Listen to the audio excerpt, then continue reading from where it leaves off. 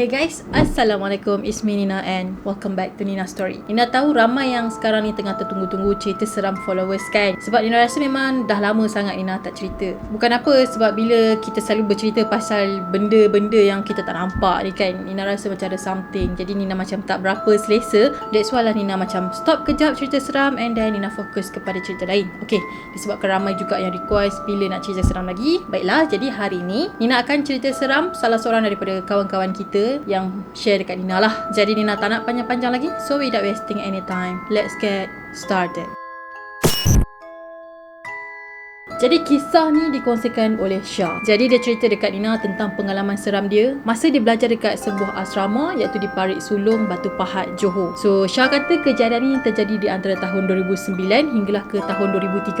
So Syah ni ada share dekat Nina beberapa cerita seram ataupun pengalaman seram selama dia tinggal dekat sana. Jadi Nina akan cerita seram dia yang pertama lah, iaitu tentang budak berwajah kosong. Dikatakan benda ni jadi masa Syah tingkatan 1 pada tahun 2009 dan masa tu masih lagi dalam minggu orientasi. Biasanya lepas prep pada waktu malam, student akan ke kantin untuk makan-makan and then barulah diorang akan balik ke bilik. Tapi Syah kata malam tu dia macam malas nak ke kantin, jadi lepas habis prep tu dia terus balik ke bilik. Asrama yang dia duduk tu dekat tingkat 3 dan blok yang dia duduk ni adalah yang paling belakang sekali. Syah kata asrama diorang ni ada 2 bahagian. Jadi dia ada wing A dan juga B. Jadi dekat wing A ni ada 7 bilik and then dekat wing B pun ada 7 bilik juga. Jadi setiap wing ni dipisahkan dengan sebuah toilet. Biasanya kalau asrama dekat sekolah ni diorang punya toilet ataupun bilik air memang besar lah, ada banyak tandas dekat dalam tu. Jadi pada masa tu dah pukul 11.30 malam dah agak lewat dah. Jadi bilik Syah ni dia terletak dekat wing B. Jadi dah sampai dekat bilik dia pun letak lah barang-barang dia, beg apa semua. Lepas tu dia salin pakaian dan dia terus ke toilet. Syah cerita masa dia nak ke toilet tu kan, cuma ada beberapa student form 1-nya yang dekat situ. Yang lain-lain mungkin ada dekat kantin tengah makan-makan. So bila dah tak ramai student dekat blok pada masa tu, jadi suasana masa tu dia jadi macam agak sunyi sikit lah. Okay, sampai dekat toilet, jadi Syah ni pun pilih lah dekat sink yang paling depan dengan pintu masuk. And then dia letak barang dia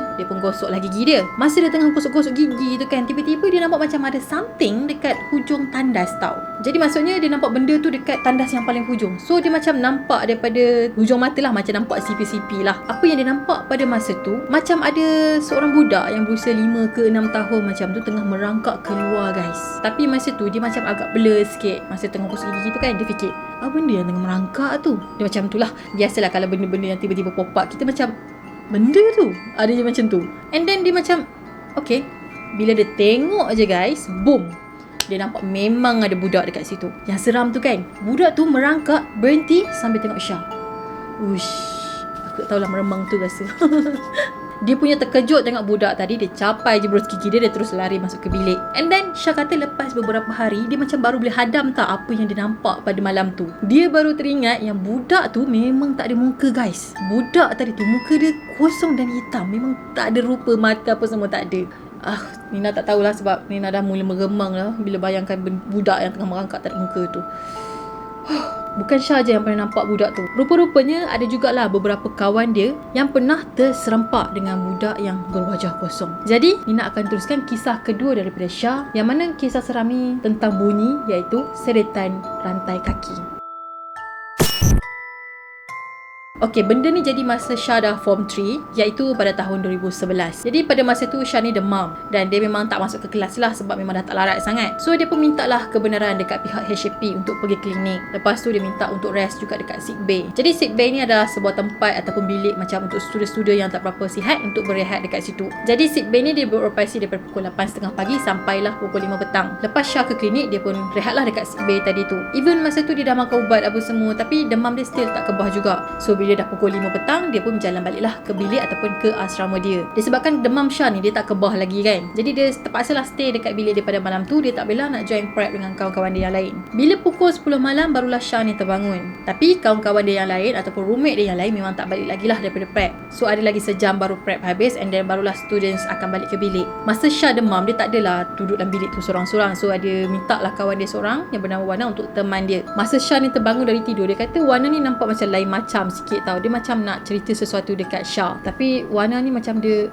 tak beritahu lagi. And then sampailah roommate diorang yang lain tu semua balik ke bilik, barulah Wana ni buka cerita. Jadi Wana ni pun katalah, kau tahu tak Syah, masa kau tidur tadi tu kan, aku ada dengar benda yang macam tak best sikit lah. Benda yang Aku tak tahu apa benda. And then Syah pun tanyalah, kau dengar apa sebenarnya? Yalah, sebab Syah kan dia tidur, dia demam, so dia memang tak dengar lah apa yang Wana dia dengar. Wana pun buka lah cerita tentang apa yang terjadi. Dia kata, aku tak sure siapa yang ada dekat sini selain kita. Maksudnya dekat blok asrama tu lah. Tapi tadi aku dengar macam ada orang seret kaki. Yang aku seram tu kan, dia punya seret kaki tu macam dia pakai besi rantai dekat muka lali, and then dia jalan sambil seret benda tu. Korang boleh bayangkan tak dia punya bunyi tu macam mana? Lepas tu Wana tu kata, benda tu bukan bunyi macam sekali and then hilang, tapi benda tu seolah-olah munda mandi dekat depan diorang punya bilik, guys.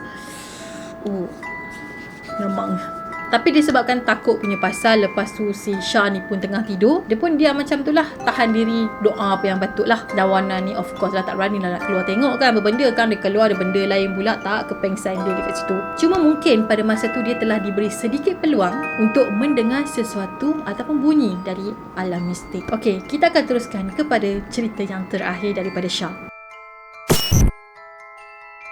Cerita yang terakhir ni terjadi semasa Syah berada dekat tingkatan 4, dan situasi dia sama juga macam tadi, dia demam juga. Masa tu bukan Syah seorang je yang demam, tapi adalah beberapa student yang lain demam juga. Kebetulan pula pelajar-pelajar yang demam tadi tu diorang tinggal aras yang sama dengan Syah. 3 orang student yang demam tu berada dekat wing B, dan Syah dengan kawan dia tinggal dekat wing A. Malam tu dalam pukul 7.30 macam tu, Syah dengan kawan dia solat maghrib secara bergilir lah dekat dalam bilik diorang ni. Jadi lepas dah habis solat ni, macam masing-masing buat hal lah. Syah baring kat katil, lepas tu kawan dia duduk dekat meja study sambil baca komik. Tak lama lepas tu tiba-tiba diorang terdengar macam ada seorang ataupun sesuatu yang panggil nama diorang dengan cara bersiul. Nina pun tak tahu macam mana nak kata panggil secara bersiul tu macam mana, tapi itulah apa yang diorang dengar. Masa tu kawan Syah yang duduk dekat meja tu dah mula pindah duduk dekat Syah. So diorang ni macam dah duduk rapat-rapat tau. And then kawan dia tanya, kau dengar tak apa yang kau dengar? So Syah pun katalah, aku memang dengar juga apa yang kau dengar ni. Suara tu bukan panggil diorang sekali je, tapi berkali-kali. Adalah dalam 2 ke 3 kali macam tu. Jadi diorang dah mula rasa tak tersedar hati. So macam,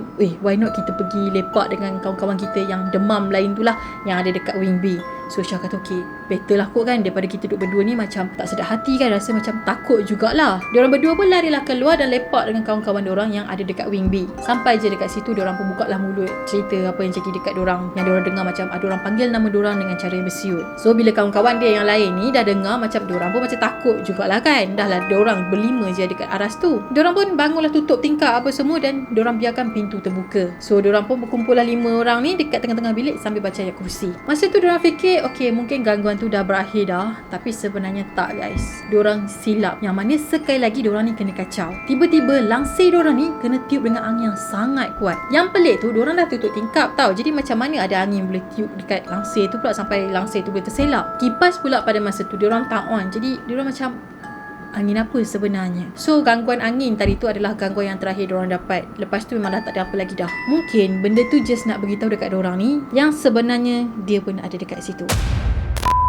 Alright guys, itu sajalah perkongsian seram daripada kawan kita yang bernama Syah tentang pengalaman dia selama dia berada dekat asrama yang berada dekat Johor. Jadi kalau korang sekolah yang sama, mungkin korang ada pengalaman yang sama juga macam Syah, korang boleh komen dekat bawah. Ataupun kalau pengalaman seram korang ni boleh dijadikan video Nina. Okay, memang creepy korang punya pengalaman, korang boleh DM Nina ataupun email Nina dan share pengalaman seram korang. Selain daripada cerita pengalaman asrama dekat sekolah tadi, kalau korang ada pengalaman seram yang lain yang korang nak kongsikan dengan Nina, mungkin terjadi dekat korang, mungkin terjadi dekat family korang, pupus papat korang, apa-apa je lah. Jadi kalau korang nak share dengan Nina, korang boleh DM Nina dan boleh email Nina juga. Tapi Nina harap korang organize lah cara penceritaan tu, okay? Sebab ada beberapa DM, email yang Nina baca memang agak berterabur. Jadi macam Nina susah nak faham, okay? Jadi Nina harap korang organize cerita korang baik-baik and then korang send dekat Nina, okay? And yeah, that's it for today. Nina harap korang suka dan enjoy. Yang belum lagi subscribe channel Nina, korang subscribe dan korang support Nina dan follow Nina di Instagram. Kita akan jumpa lagi in next video. Bye-bye. Assalamualaikum.